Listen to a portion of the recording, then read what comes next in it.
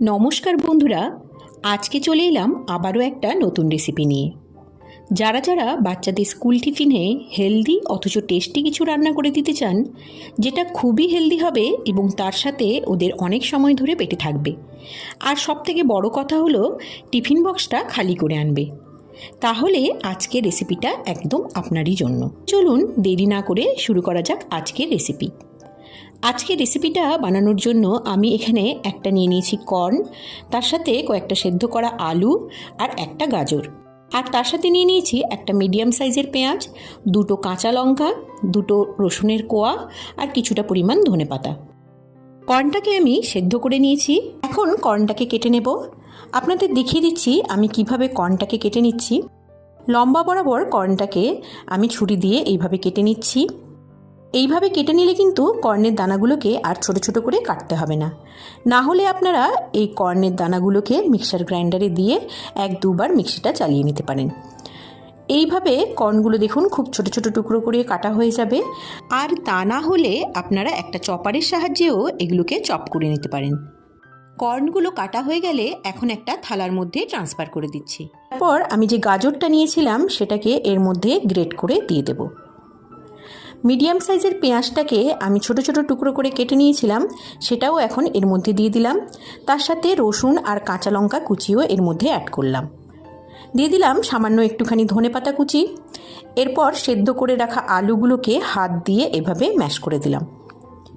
এই রেসিপিটাকে আরেকটু হেলদি করতে চাইলে আপনারা আলুর পরিবর্তে রাঙালু ব্যবহার করতে পারেন।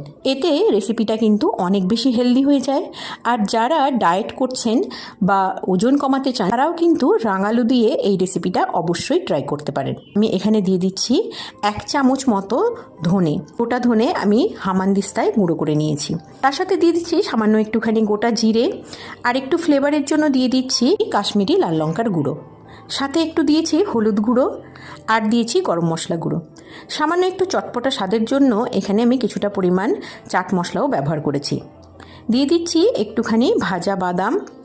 এরপর পরিমাণ মতো নুন এর মধ্যে অ্যাড করে দিতে হবে। নুনটা দেওয়ার পর সব কিছু ভালো করে মিশিয়ে নেব। দেখুন সব কিছু আমাদের ভালো করে মেশানো হয়ে গেছে। এবার হাতের মধ্যে একটুখানি মিশ্রণটা নিয়ে এভাবে যদি গোল গোল করি, যদি এটা গোল পাকিয়ে যায় তাহলে বুঝবো কিন্তু আমাদের এই মিশ্রণটা একদম রেডি আছে। আর যদি না গোল হয় বা ভেঙে যায় সেক্ষেত্রে কিন্তু আপনারা একটুখানি বেসন বা চালের গুঁড়ো এর মধ্যে ব্যবহার করতে পারেন। রেসিপিটা যেমনই হেলদি তেমনই টেস্টি। শুধুমাত্র স্কুল টিফিনে নয়, সন্ধ্যাবেলা স্ন্যাক্স হিসেবেও এরকম একটা হেলদি রেসিপি আপনারা তৈরি করে নিতে পারেন। মিশ্রণটিকে আমি একটা সাইডে সরিয়ে রাখছি। একটা মিক্সিং জারের মধ্যে আমি নিয়ে নিয়েছি 1 বাটি পরিমাণ কর্নফ্লেক্স, আর তার সাথে নিয়েছি 1/2 বাটি পরিমাণ মুড়ি। আপনাদের কাছে যদি কর্নফ্লেক্স না থাকে সেক্ষেত্রে আপনারা কিন্তু ব্রেডও এখানে ব্যবহার করতে পারেন, বা ব্রেড ক্রাম্বসও আপনারা ব্যবহার করতে পারেন। এবার ওটাকে গুঁড়ো করে আমি একটা পাত্রের মধ্যে ঢেলে রাখলাম। মিহি করে কিন্তু গুঁড়ো হবে না, একটা দানা দানা ভাব থাকবে। এবার এর মধ্যে আমি দিয়ে দিচ্ছি সামান্য একটুখানি নুন, যেটা উপর থেকে আমি ছড়িয়ে দিলাম, আর দিয়ে দিলাম একটুখানি চিলি ফ্লেক্স। চিলি ফ্লেক্সটা একদমই অপশনাল, আপনার এর পরিবর্তে কিন্তু একটুখানি লাল লঙ্কার গুঁড়োও ব্যবহার করতে পারেন। এখন সব কিছু ভালো করে মিশিয়ে নিচ্ছি। এরপর এগুলোকে ছোট ছোট কাটলেটের আকার দিয়ে দিচ্ছি। এইভাবে হাত দিয়ে চেপে চেপে আমি তৈরি করে নিচ্ছি এক একটা কাটলেট, এবং তারপর এটাকে কর্নফ্লেক্স আর মুড়ি দিয়ে যে আমরা ক্রাম্বসটা তৈরি করে রেখেছিলাম তার মধ্যে এটাকে কোটিং করে নিতে হবে। দেখুন এটাকে ভালো করে হাত দিয়ে চেপে চেপে কিন্তু একটু মোটা করে কোটিং করে নেব। এইভাবে সবগুলো তৈরি করে নেব। তারপর একটা প্লেটের মধ্যে আমি এগুলোকে রেডি করে রাখছি। এগুলোকে একদিন বানিয়ে কিন্তু আপনারা 2-3 দিন মতো ফ্রিজে স্টোর করেও খেতে পারেন। আমি এখানে কয়েকটা কাটলেটই ভাজবো, আর বাকিগুলো আমি এরকম একটা এয়ারটাইট টিফিন বক্সের মধ্যে রেখে ফ্রিজের মধ্যে রেখে দেবো। যখন ইচ্ছা হবে কিন্তু তখন কিন্তু আপনারা এটা বের করে ভেজে খেতে পারেন। এবার রান্নাটা করার জন্য আমি গ্যাসের ফ্লেমটা অন করে একটা কড়াই বসিয়ে দিয়েছি। এখানে 3 চামচ পরিমাণ আমি তেল ব্যবহার করেছি। তেলের পরিবর্তে আপনারা কিন্তু এখানে বাটারও ব্যবহার করতে পারেন বা ঘিও দিতে পারেন।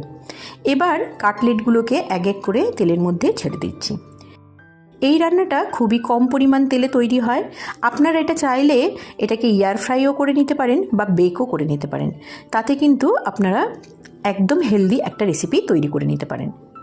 দেখুন এইভাবে একটা সাইড লাল লাল করে ভাজা হয়ে গেলে আমি উল্টো সাইডটাও ভেজে নিচ্ছি। তারপরে এটাকে আমি নামিয়ে প্লেটের মধ্যে পরিবেশন করে দিচ্ছি। কত সহজে এবং কত হেলদি উপায়ে আমাদের এই কর্নের কাটলেটটা তৈরি হয়ে গেল। ছোটো থেকে বড় সবাই কিন্তু অনায়াসে এটা খেতে পারে এবং খুবই টেস্টি হয়। বাচ্চাদের স্কুল টিফিনের জন্য এটা কিন্তু একটা আদর্শ রেসিপি। অবশ্যই আপনারা একদিন বাড়িতে ট্রাই করে দেখুন। আর কেমন লাগলো সেটা কিন্তু জানাতে ভুলবেন না। আর ভালো যদি লাগে অবশ্যই একটা লাইক করে দেবেন। যারা চ্যানেলটিকে সাবস্ক্রাইব করেননি তারা অবশ্যই চ্যানেলটিকে সাবস্ক্রাইব করে পাশে থাকুন। নমস্কার।